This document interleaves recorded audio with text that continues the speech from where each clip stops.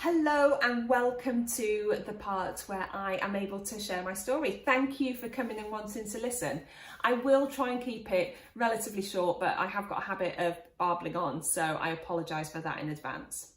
One thing I want to say before I start is that I'm very aware that this is my story. Now, some of the things you may be able to relate to, you might not be able to relate to any of it, but that doesn't matter. The thing I want you to get across is that regardless of how you got to this point of being on this website or watching this video, something drew you here. And whatever drew you here, that's fine. That is your story. And it doesn't have to be the same as everyone else's, but there will be a lot of women that are feeling very similar to you. But whichever it is, I just want you to open your mind to the fact that things can change. And wherever you are now, whatever thoughts are going on in your head now, you can change those to the ones that you want to be there. Right.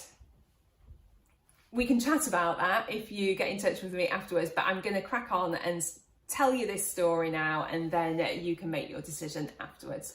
So, as I said, I am originally a country bumpkin, coming from a tiny little village in Yorkshire, which I left when I was 18 to go and work abroad in the entertainment business. That sounds very flash, but actually I was hotel entertainment, so I was doing game shows, activities, and I was dancing and performing in the shows that they produce. So not overly glamorous, not much money for the hours I put in, but it was fun. It was fun and it was free, carefree, and there's no responsibilities. They always paid for accommodation and food and bills and everything like that. So no responsibilities. If I didn't like something, I would literally pack my bag, jump on a plane and go somewhere else. It was as simple as that.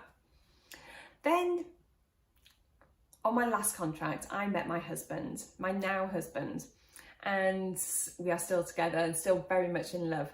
And I cut that contract short to come back to England and be with him.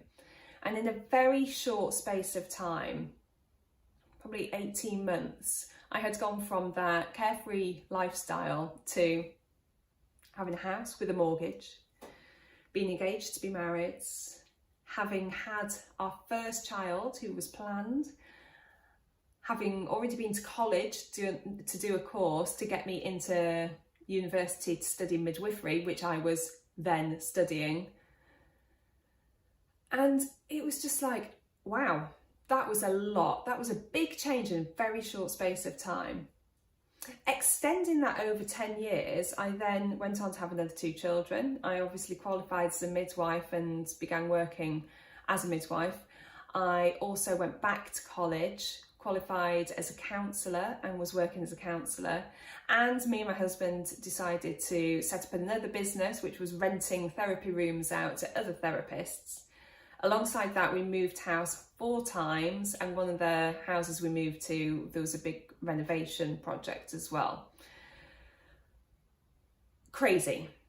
So much going on. And all my friends and people I knew used to say, I don't know how you do it. You must be like Wonder Woman. And I'd be smiling and sort of like just nodding away and saying, no, don't be silly. And looking back now, it's like, bloody hell, yeah, that was a hell of a lot of stuff to do in a really short space of time. Back then, I didn't feel like that though.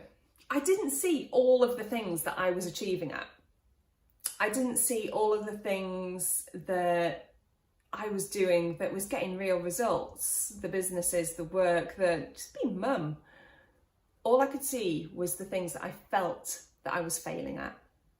Now, that was namely being a mother, a wife, and a homemaker, which in my head, as soon as that first child was born, my first darling boy, I've got 3 of them, a switch flipped and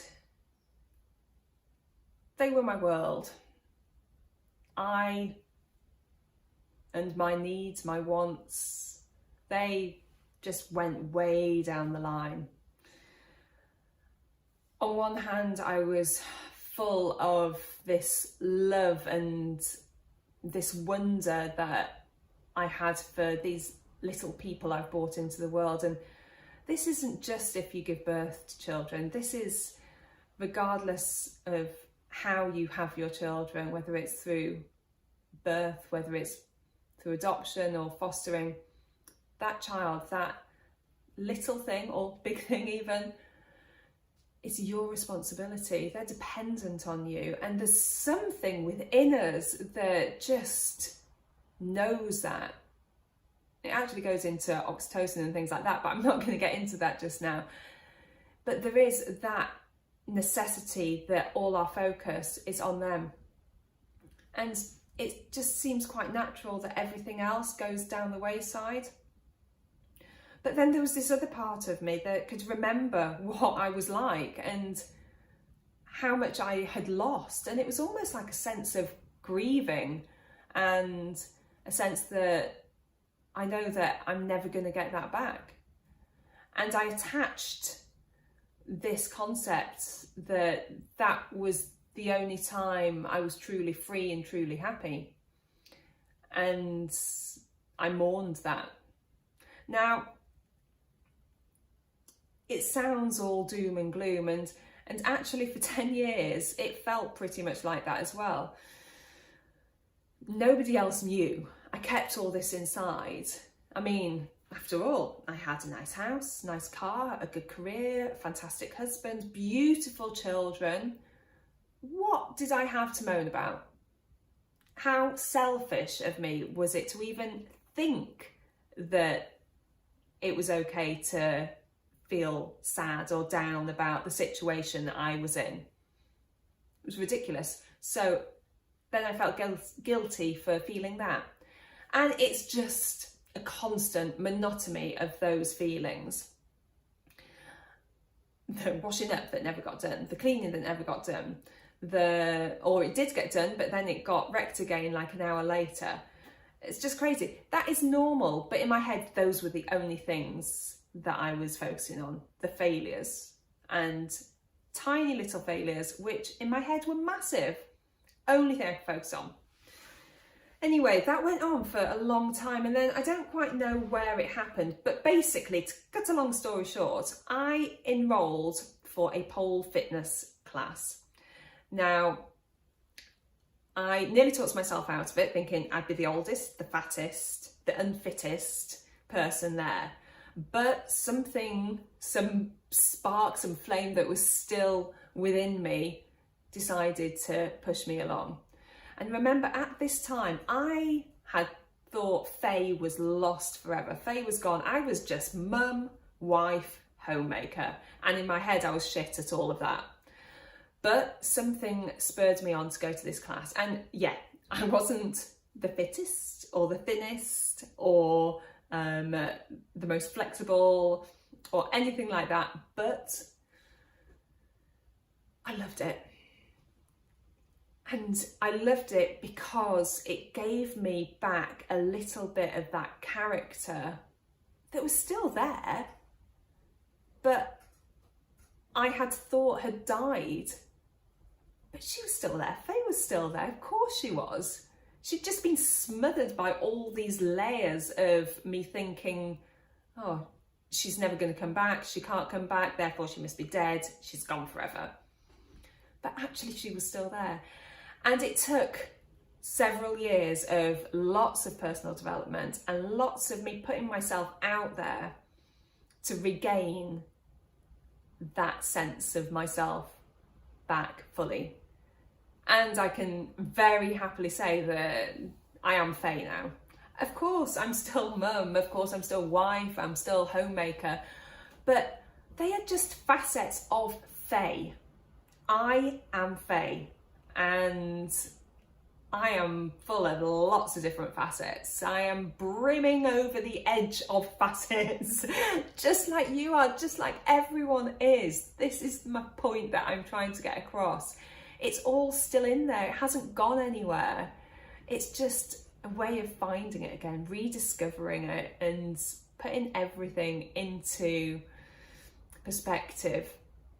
And it can take a little while, it can be quite hard to find it. Luckily, because of all the training that I've done, the hypnotherapy, the coaching, the counselling, the NLP, and of course being a midwife, I have learned to be able to help women to find that sense of purpose, that sense of identity much faster than what I did myself. So that is a bonus for you lot. But I just wanted to share that with you and share that actually now I am probably the happiest, and I can identify who I am and know my purpose more than I have ever known it before. Yeah, I'm a bit older, I'm a bit more wrinklier, I'm a bit more unfit, but those things can be worked on. And at the end of the day, it doesn't really matter. I'm happy. I've got purpose. I know exactly what I want to do, who I am, and where I'm going in my life. And I can help you do the same. So I'm going to go now. I hope you enjoyed that. I hope you got something from that. Please get in touch and we can have a chat and discuss how it is I can help you.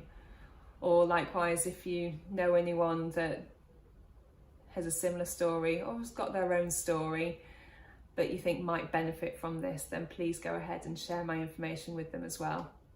For now, you take care, and I look forward to seeing you.